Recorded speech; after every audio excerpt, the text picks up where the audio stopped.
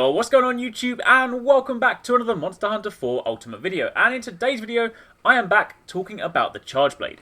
I've been meaning to do this video for a while now, but I wanted to get some of the other tutorials out for you guys first, but seeing as I've been getting quite a lot of questions lately about the way I've been using my Charge Blade, I figured it was about time. As you know, I've already got weapon tutorials on the channel for all of Monster Hunter 4 Ultimate's 14 different weapon types, but when I produced them, I did so with a specific goal in mind: to make them as accessible as possible.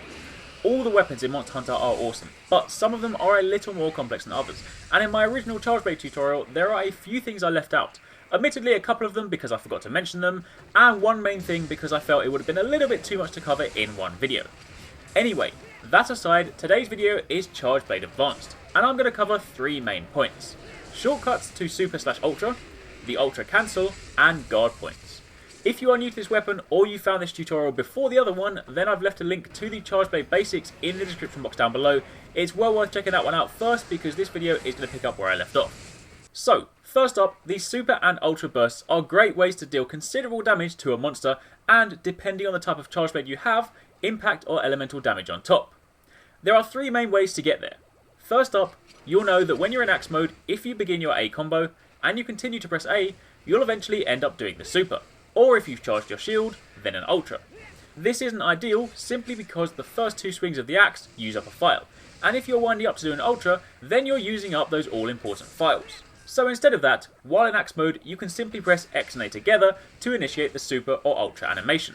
And obviously if you're simply doing this just to store the charge on your shield, then you can press R from there to transfer the charge to your shield.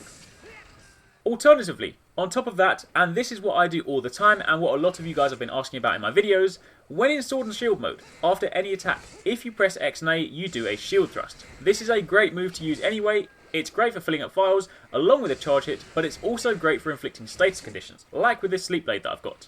However, it's also really good because if you press X and A after the shield thrust, you'll initiate a Super or Ultra Burst, again depending on whether your shield is charged or whether you have files. While everyone uses the Charge Blade differently, I focus more heavily on the Sword and Shield and regularly transform for the Super, then switch back. So as you can see, the first one will rarely be used unless you're already in a combo and the monster is down, whereas if you want quick access to the Super or the Ultra, then option 2 and 3 are your go-to depending on whether you're in Axe mode or in Sword and Shield mode. Now, next up, I keep saying Super/Ultra a lot, which brings me nicely onto the next topic, the Ultra Cancel. See, in the basic Charge Blade tutorial, I taught you that performing this action while you have files but no charge will result in a Super Burst. Performing the same action when both your shield is charged and you have files will perform an Ultra Burst. The Ultra is very powerful, and if you do have an impact Charge Blade, does massive knockout damage. But it also uses up everything. Once it's done, you have no files and no charge. So, while it's something you can use if the monster is trapped or if you have a considerable opening, it's not something you use in general combat because if the monster moves and you miss it, then you lose everything for nothing. If you're going to use the Ultra, you need to make it count. Using it on a sleeping monster is a prime example of a good use. So, that is why the Super Cancel exists. If you pull back on the analog stick or circle pad, whatever you want to call it, and press X at the beginning of the Ultra wind-up animation, you'll cancel the Ultra into a Super. This is great because the Super only uses one file, and you keep your shield charge, and while it quite obviously doesn't do the same damage as an Ultra, the speed paired with the damage it does deal makes it the favourite option during active combat. The timing to pull this off can be a little unforgiving sometimes, so effectively this is how it goes. The second you input the buttons for the Ultra animation, I then pull back and hit X. So in a usual combo, it might be something like Charge A, X and A for Shield Thrust, X and A for Ultra, back plus X for Super Cancel. You'll instantly know if you've done it right before it even finishes, because there's this little animation where the shield locks or clicks back on the blade and then unleashes itself. This is your indicator that you've cancelled the Ultra into a Super. However, with the default Monster Hunter controls, back is relative to your camera. So if you're facing right, back is left. If you're facing towards the camera, back is up. You can change this in the options. If you go over to the second page, go down to Orientation and select Type 2, this makes the input relative to your character at all times. So back is always back. Personally, I don't use this because I'm used to the other way, but it is there if you want it. That being said, if you are using the default method, just keep that in mind at all times. If you shift your camera and you mess up the input, you'll obviously end up doing an Ultra when you don't want to. Either way, that, my friends, is the Super Cancel. And that should hopefully answer some of your questions as to what I've been doing in some of my videos on my streams. And now onto the final bit of this tutorial, guard points. Gold points are yet another reason why the Charge Blade is such a formidable weapon. Not only does it deal great damage, but it also has great guarding potential. Aside from the shield, you also have a mechanic known as guard points. During some of your sword to axe or axe to sword transformations, your shield is shown briefly. This isn't just for show, this actually provides you with a guarding opportunity. Firstly, if you perform a simple attack while in sword and shield mode, then press R and X, you will transform into your axe mode. At the beginning of this animation, your shield is here. If a monster attacks when your shield is showing like this, you will block, and that is a guard point.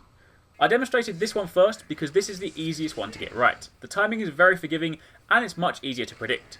Take this Arekkz for example. I see it running at me, I have plenty of time to perform the actions needed, and then mid-transformation, I blocked. If your shield is charged, you'll receive a boost bonus, but this does work both with and without charge.